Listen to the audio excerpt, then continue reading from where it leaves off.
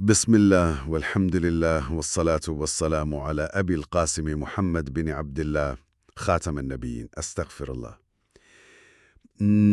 آج کی اس تحقیقی نشات کا آغاز ہم ایک بہت ہی گہرے اور دلچسپ سوال سے کرتے ہیں۔ ایک لمحے کے لیے ذرا تصور کیجئے کہ کوئی ایک ایسی معلومات ہے، ایک ایسی بات ہے جو صرف اور صرف ایک شخص کے پاس ہے۔ صحیح، اور وہ اسے کسی سے شیئر نہیں کرنا چاہتا نا؟ بالکل، اور اچانک اس شخص کے سینے میں ایک عجیب سی گھٹن، ایک بے چینی شروع ہو جاتی ہے۔ مطلب آخر کیا وجہ ہے کہ ایک بات جو ہم چھپانا چاہتے ہیں، جسے ہم کسی بھی قیمت پر دنیا کے سامنے لانا نہیں چاہتے، وہ ہمارے اپنے ہی ذہن کے لیے ایک بھاری بوجھ کیوں بن جاتی ہے؟ ایسا کیوں محسوس ہوتا ہے کہ اگر یہ بات زبان سے ادا نہ ہوئی تو ہم اندر سے بکھر جائیں گے؟ آج کی اس نشات میں ہم اسی نفسیاتی کشمکش اور الجھن کی تہیں کھولنے والے ہیں۔ موضوع ہے افشاء السر، یعنی رازوں کو ظاہر کرنا اور ان کی حفاظت کرنا۔ ہم اسلامی فقہ، تاریخ اور انسانی نفسیات کے حوالے سے جانیں گے کہ انسان آخر اپنے ہی بنائے ہوئے حصار کو کیوں توڑ دیتا ہے۔ سیاتی حقیقت ہے۔ اگر ہم آج کے اس دور کو دیکھیں جسے ہم انفارمیشن ایج یا معلومات کا دور کہتے ہیں، تو یہاں انسانی ذہن کی پروگرامنگ ہی کچھ اس طرح ہو گئی ہے کہ ہر خیال، ہر تجربے کو فوراً شیئر کرنا ایک فطری عمل محسوس ہوتا ہے۔ جی ہاں، مطلب لوگ ہر وقت سوشل میڈیا پر کچھ نہ کچھ بتا ہی رہے ہوتے ہیں۔ بالکل ایسا ہی ہے۔ ایسے ماحول میں جہاں آپ کا اسمارٹ فون مسلسل آپ سے پوچھ رہا ہے کہ آپ کے ذہن میں کیا ہے، وہاں کسی بات کو اپنے تک محدود رکھنا، اسے سینے میں قید رکھنا ایک زبردست ذہنی اور روحانی مشق بن چکا ہے۔ بہت بڑی مشق ہے واقعی، کیونکہ دماغ مسلسل ایک توانائی خرچ کر رہا ہوتا ہے تاکہ وہ بات زبان تک نہ آئے۔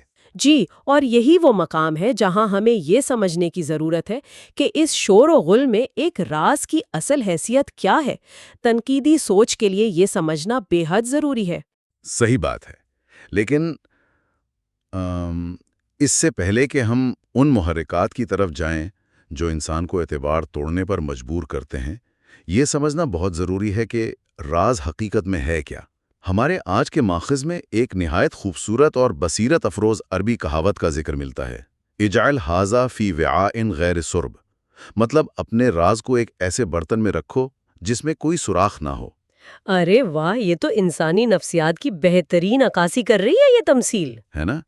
فرض کیجئے ایک برتن پانی سے لبالب بھرا ہے اور اس کی تہہ میں ایک سوئی کے برابر بظاہر نہ نظر آنے والا سوراخ ہے۔ اب پانی فوراً تو نہیں گرے گا، لیکن قطرہ تترا کر کے وہ برتن ایک دن مکمل خالی ہو جائے گا۔ راز کی نوعیت بالکل اسی پانی کی طرح ہے جو بہنے کے لیے بےتاب ہے، اور انسان کا سینہ وہ برتن ہے جس کی مضبوطی کا اصل امتحان وہ دباؤ ہے جو اندر موجود پانی اس پر ڈال رہا ہے۔ یہ تشبیہ اس لیے بھی کمال کی ہے کیونکہ اگر ہم لغوی اعتبار سے افشا کے لفظی معنی پر غور کریں تو عربی میں اس کا مطلب محض بولنا نہیں ہے، بلکہ اس کا مطلب ہے پھیلنا، وسعت اختیار کر جانا۔ جیسے کسی بند کمرے میں پرفیوم کی بوتل کھلے اور خوشبو ہر طرف پھیل جائے۔ اور سر اس چیز کو کہتے ہیں جسے انسان پورے ارادے اور شعور کے ساتھ چھپائے۔ یعنی یہ کوئی اتفاقی بات نہیں ہے، یہ ایک شعوری فیصلہ ہوتا ہے۔ بالکل، یہ شعوری فیصلہ ہے۔ یہاں صحابی عمرو بن عاص رضی اللہ عنہ کا ایک شاندار اور فکر انگیز قول ماخذ میں موجود ہے جو اس پوری بحث کا رخ موڑ دیتا ہے۔ وہ فرماتے ہیں کہ جب میں کسی کو اپنا راز سونپتا ہوں اور وہ اسے ظاہر کر دے تو میں اسے ملامت نہیں کرتی۔ اچھا، تو پھر کسے ملامت کرتے ہیں وہ فرماتے ہیں کہ میں خود کو ملامت کرتی ہوں کہ میرا اپنا سینہ اس راز کو سنبھالنے کے لیے کتنا تنگ تھا۔ استغفر اللہ، یہ تو سوچ کا کتنا بڑا زاویہ ہے۔ ہم عموماً جب بھی کوئی راز فاش ہوتا ہے تو فوراً دوسرے شخص کی طرف انگلی اٹھاتے ہیں، اسے کٹہرے میں کھڑا کرتے ہیں۔ جی بالکل، ہم اپنی کمزوری کو تسلیم نہیں کرتے۔ ہاں، ہم اس حقیقت کو نظر انداز کر دیتے ہیں کہ وہ سوراخ جس کی ہم نے برتن والی مثال میں بات کی، وہ دوسرے کے برتن میں پیدا ہونے سے پہلے ہمارے اپنے برتن میں موجود تھا۔ ہم نے خود وہ کمزوری دکھائی۔ لیکن یہاں ایک زاویہ اور بھی تو ہے۔ کیا کسی کا راز کھول دینا محض سماجی آداب کی خلاف ورزی ہے؟ مطلب کیا یہ صرف ایک بری عادت ہے یا اس میں واقعی کوئی سنگین خطرہ چھپا ہوا ہے؟ نہیں، یہ کسی طور پر بھی محض آداب کی بات نہیں ہے۔ یہ سراسر بقا، عزت اور سلامتی کا مسئلہ ہے۔ اقسم بن سیفی جو عرب کے مشہور حکیم مانے جاتے ہیں، ان کا ایک قول ہمارے ماخذ میں نقل کیا گیا ہے جو اس خطرے کی سنگینی کو واضح کرتا ہے۔ وہ کہتے ہیں کہ تمہارا راز تمہارا خون ہے، پس دیکھو کہ تم اسے کہاں بہاتے ہو۔ راز کو خون سے تشبیہ دینا تو ایک بہت گہری منطق ہے۔ ظاہر ہے، کیونکہ خون جب تک انسانی جسم کی رگوں میں دوڑ رہا ہے وہ زندگی کی علامت ہے، طاقت ہے، لیکن جیسے ہی وہ جسم سے باہر بہنے لگتا ہے تو وہ موت کا سبب بن سکتا ہے۔ راز دراصل انسان کی کوئی کمزوری، کوئی چھپی ہوئی طاقت ہوتی ہے جو اگر غلط ہاتھوں میں چلا جائے تو اس کی عزت اور بسا اوقات جان کے لیے مہلک ثابت ہو سکتا ہے۔ بالکل صحیح کہا آپ نے۔ اور اسی ضمن میں جاہز کا ایک کمال کا نفسیاتی تجزیہ بھی موجود ہے۔ وہ لکھتے ہیں کہ حیرت انگیز طور پر انسان کے راز سب سے زیادہ اس کے دشمن افشا نہیں کرتے، بلکہ اس کے گھر والے، اس کے خادم اور اس کے بچے افشا کرتے ہیں۔ واقعی یہ بات بظاہر چونکا دینے والی ہے کہ انسان کو سب سے زیادہ نقصان اس کے قریبی رشتوں سے ہی پہنچ سکتا ہے۔ ہاں، لیکن اگر ہم اسے نفسیاتی زاویے سے پرکھیں تو اس کی وجہ یہ ہے کہ ہم اپنوں کے درمیان اپنا دفاعی نظام بالکل غیر فعال کر دیتے ہیں۔ باہر کی دنیا میں تو ہم ایک محفوظ خول پہن کر چلتے ہیں، اور گھر کی چار دیواری میں وہ خول اتر جاتا ہے۔ ہم غیر محتاط ہو جاتے ہیں اور باتوں ہی باتوں میں بے تکلفی کے باعث کچھ ایسا کہہ جاتے ہیں جس کی حساسیت کا قریبی لوگوں کو اندازہ نہیں ہوتا، اور وہ لاشعوری طور پر اسے آگے بڑھا دیتے ہیں۔ یہی وہ کمزوری ہے جو انسان کی فطرت میں گندھی ہوئی ہے۔ انسان بات کرنے کا عادی ہے، تنہائی سے گھبراتا ہے، اور چونکہ انسانی نفسیات اتنی کمزور ہے، اسی لیے شریعت نے رازوں کی حفاظت کے لیے نہایت سخت حدود مقرر کی ہیں۔ چلیے اس بات کی تہیں کھولتے ہیں۔ شریعت نے کس طرح ان حدود کا تعین کیا ہے؟ ماخذ میں ایک نہایت حیرت انگیز حدیث کا حوالہ موجود ہے کہ جب کوئی شخص بات کرے اور دائیں بائیں مڑ کے دیکھے تو وہ بات امانت بن جاتی ہے۔ یہ کتنا غیر معمولی اصول ہے بھائی! مطلب یہ کہنے کی ضرورت ہی نہیں کہ دیکھو یہ بات کسی کو مت بتانا۔ ہاں بالکل، محض اس شخص کے جسمانی حرکت، اس کی باڈی لینگویج سے عدم تحفظ کا اظہار کرنا ہی سننے والے پر ایک بھاری اخلاقی اور شرعی معاہدہ عائد کر دیتا ہے۔ بالکل، صورتحال خود پکار کر کہہ رہی ہوتی ہے کہ یہ معلومات عام کرنے کے لیے نہیں ہیں۔ اس تناظر میں ہماری عام فہم سوچ کو جھنجھوڑ دیتا ہے۔ ہم معاشرے میں عام طور پر سمجھتے ہیں کہ خیانت صرف تب ہوتی ہے جب کوئی کسی کے پیسے مار لے۔ ہاں، عام طور پر تو مالی غبن کو ہی خیانت سمجھا جاتا ہے نا۔ لیکن وہ فرماتے ہیں کہ خیانت صرف درہم و دینار کی نہیں ہوتی۔ ان کے نزدیک سب سے بڑی اور بدترین خیانت یہ ہے کہ کوئی شخص آپ کے پاس بھروسے اور اعتماد سے بیٹھے، اپنے دل کا حال بیان کرے اور آپ محفلوں میں اس کی باتیں اڑا دیں، اس کے نرم پہلو کو تماشا بنا دیں۔ استغفر اللہ! ہم مالی امانت کے معاملے میں تو ایک ایک پائی کا حساب رکھتے ہیں، لیکن کسی کے جذبات اور لفظوں کی امانت کو تفریح کی خاطر بہت آسانی سے پامال کر دیتے ہیں۔ اور ماخذ میں رازوں کے افشا کی ایک ایسی شکل کا بھی تفصیلی ذکر ہے جسے خیانت کی بدترین قسم قرار دیا گیا ہے، اور وہ ہیں ازدواجی راز۔ جی بالکل، رسول اللہ صلی اللہ علیہ وآلہ وسلم کی وہ وعید جو میاں بیوی کے نجی رازوں کو ظاہر کرنے کے حوالے سے ہے، اس میں ایک انتہائی سخت تشبیہ استعمال کی گئی ہے۔ فرمایا گیا کہ ایسے شخص کی مثال اس شیطان اور شیطانہ کی سی ہے جو سرے راہ لوگوں کے سامنے اپنی خواہش پوری کر رہے ہوں اور لوگ انہیں دیکھ رہے ہوں۔ یہ وعید اس قدر سخت اس لیے ہے کیونکہ ازدواجی رشتہ مکمل پردے، رازداری اور جذباتی برہنگی کو ڈھانپنے پر مبنی ہے۔ جب کوئی اسے تیسرے شخص کے سامنے فخریہ یا شکوے کے طور پر بیان کرتا ہے تو وہ دراصل اس رشتے کے تقدس اور حیا کو تار تار کر رہا ہوتا ہے۔ اسے اگر ہم دور حاضر کے سائبر سیکیورٹی اور ہیکنگ کی دنیا سے جوڑیں تو بات بڑی واضح ہو جاتی ہے۔ اچھا، وہ کس طرح؟ ذرا اس سائبر سیکیورٹی والی مثال کو کھول کر بتائیں۔ جیسے ایک انتہائی محفوظ اور کلاسیفائیڈ نیٹ ورک میں جو سرور نوڈز مرکز کے سب سے قریب ہوتے ہیں، جن کے پاس سسٹم کا مکمل ایکسس ہوتا ہے، اگر دشمن باہر سے حملہ کرنے کے بجائے انہی قریبی نوڈز کو کرپٹ کر دے تو پورا انفراسٹرکچر اندر سے تباہ ہو جاتا ہے۔ میاں بیوی کا رشتہ بھی بالکل ایسا ہی کلوزڈ اور سینسیٹیو نیٹ ورک ہے۔ بہت زبردست مثال ہے یہ۔ جب وہیں سے ڈیٹا لیک ہو جائے تو تباہی یقینی ہے، اور یہی اصول ریاستی رازوں یعنی اسٹیٹ سیکرٹس پر بھی لاگو ہوتا ہے۔ ریاست کی سیکیورٹی پالیسیاں اگر دشمن تک پہنچ جائیں تو وہ فرد واحد کی غلطی نہیں رہتی بلکہ قومی سطح کی غداری بن جاتی ہے۔ اور ایک اور پہلو جس نے مجھے ذاتی طور پر بہت سوچنے پر مجبور کیا وہ ہے اپنے ہی گناہوں کا راز کھولنا، جسے فقہی اصطلاح میں مجاہرہ کہا گیا ہے۔ یعنی رات کے اندھیرے میں لغزش ہوئی، اللہ نے پردہ ڈال دیا، لیکن دن کے اجالے میں وہ شخص خود اٹھ کر اعلانیہ فخر سے بیان کر رہا ہے۔ استغفر اللہ۔ یہ عمل شریعت کے نزدیک اس لیے سنگین ہے کیونکہ یہ براہ راست اللہ تعالیٰ کی صفت ستاری یعنی پردہ پوشی کی صفت کی توہین اور ناشکری ہے۔ جب خالق نے ایک برائی پر پردہ ڈال دیا تو اسے خود سے ظاہر کر کے معاشرے میں نارملائز کر دینا ایک تباکن رجحان ہے۔ ہاں، اس سے تو معاشرے میں گناہ کا خوف اور حیا ختم ہونے لگتی ہے نا۔ تو یہ تمام اصول سن کر تو ایسا محسوس ہوتا ہے کہ جیسے راز کو ہر صورت سینے میں دفن رکھنا ہی شریعت کا واحد اور حتمی مطالبہ ہے۔ لیکن یہاں بات بہت دلچسپ ہو جاتی ہے۔ کیا واقعی راز کا افشا کرنا ہمیشہ ہر حال میں برا ہے؟ یہاں جو بات غور طلب ہے اور جہاں سے شریعت کی وسعت نظر آتی ہے وہ یہ ہے کہ ماخذ میں ایک تصور متعارف کروایا گیا ہے جسے الفشاء المحمود کا نام دیا گیا ہے، یعنی وہ راز ظاہر کرنا جو نہ صرف قابل قبول ہو بلکہ قابل تعریف ہو اور جس پر انسان کو اجر ملے۔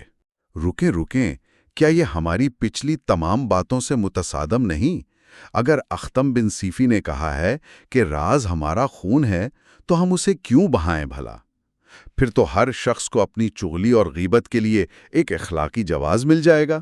یہ الجھن بالکل بجا ہے اور اسی لیے افشاء المحمود کو ذاتی پسند و ناپسند پر نہیں چھوڑا گیا بلکہ اس کی سخت شرائط ہیں۔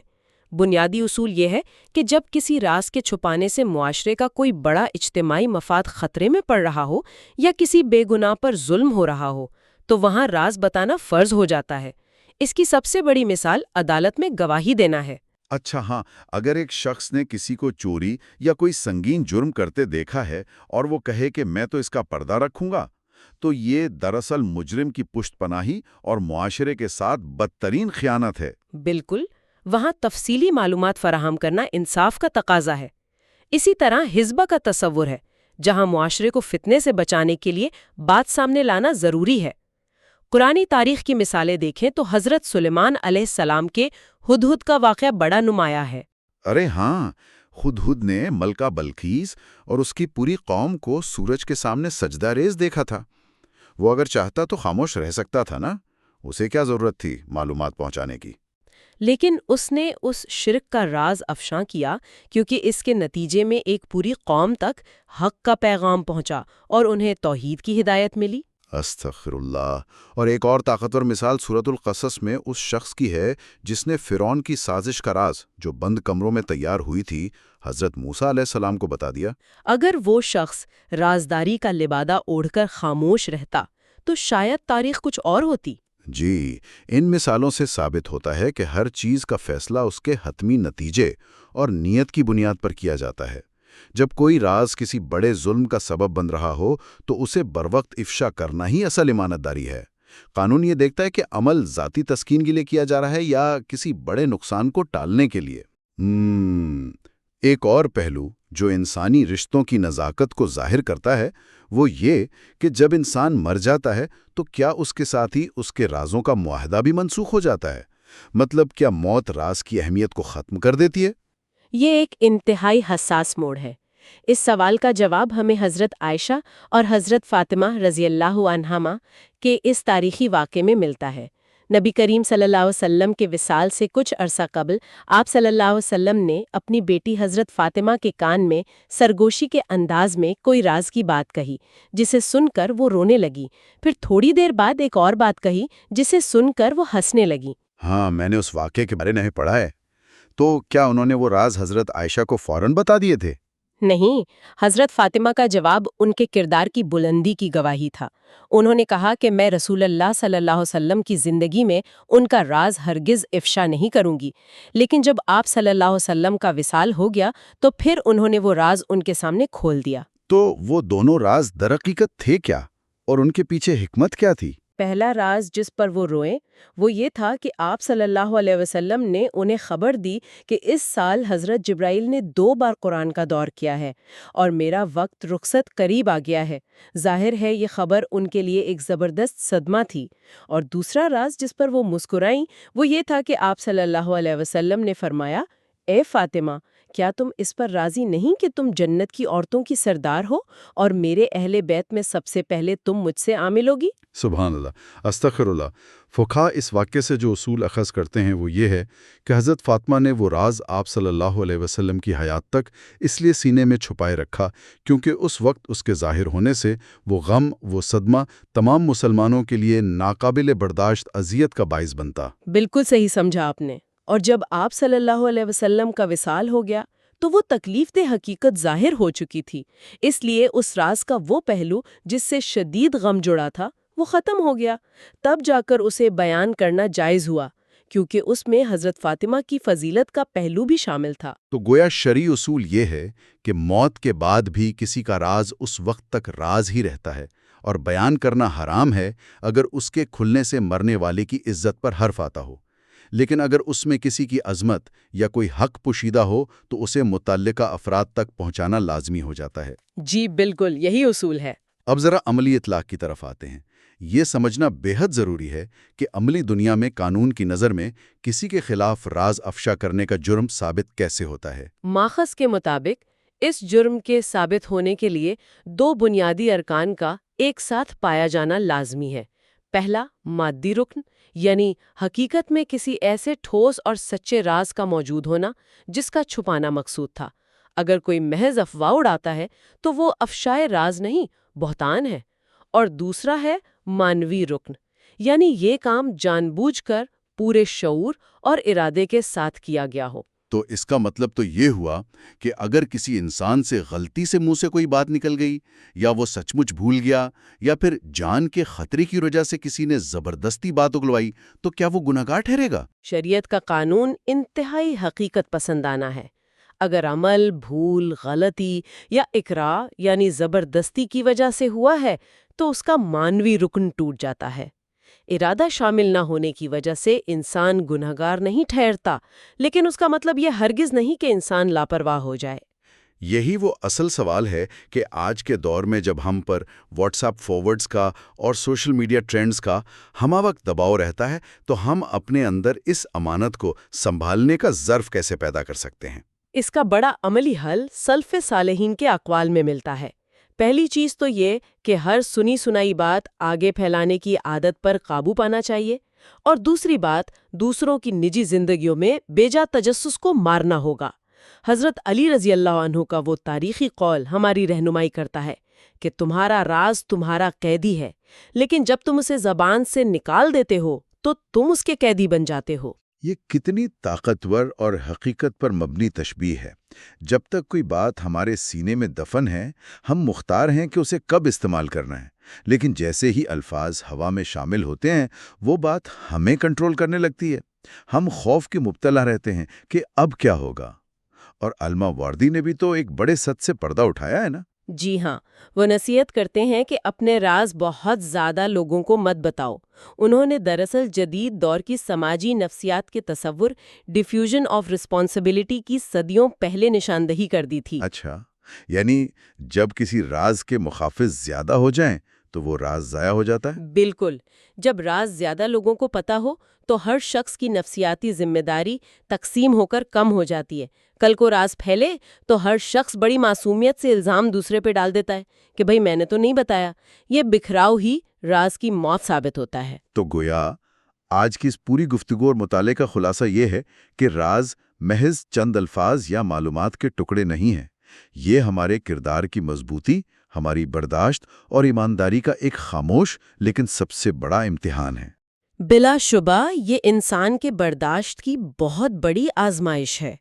یہ راز انسان کا سماجی رتبہ بڑھا بھی سکتا ہے اور اسے دنیا اور آخرت کی ندامت میں بھی دھکیل سکتا ہے۔ استغفر اللہ۔ بے شک اللہ ہمیں امانتوں کی حفاظت کرنے کی توفیق عطا فرمائے۔ آج کی اس نشست کو سمیٹتے ہوئے میں سننے والوں کے لیے ایک گہرا اور فکر انگیز خیال چھوڑنا چاہتا ہوں۔ جی فرمائیے۔ پیمانہ یہ نہ ہو کہ ہم لوگوں کے بارے میں کتنا زیادہ جانتے ہیں، بلکہ اس کا اصل پیمانہ یہ ہو کہ ہم دنیا کی داد و تحسین جٹائے بغیر اپنے نفس کے تجسس کو مار کر کتنے لوگوں کے درد اور ان کی سچائیوں کو خاموشی سے اپنے سینے میں دفن کر کے ہمیشہ کے لیے اپنے ساتھ قبر تک لے جا سکتے ہیں۔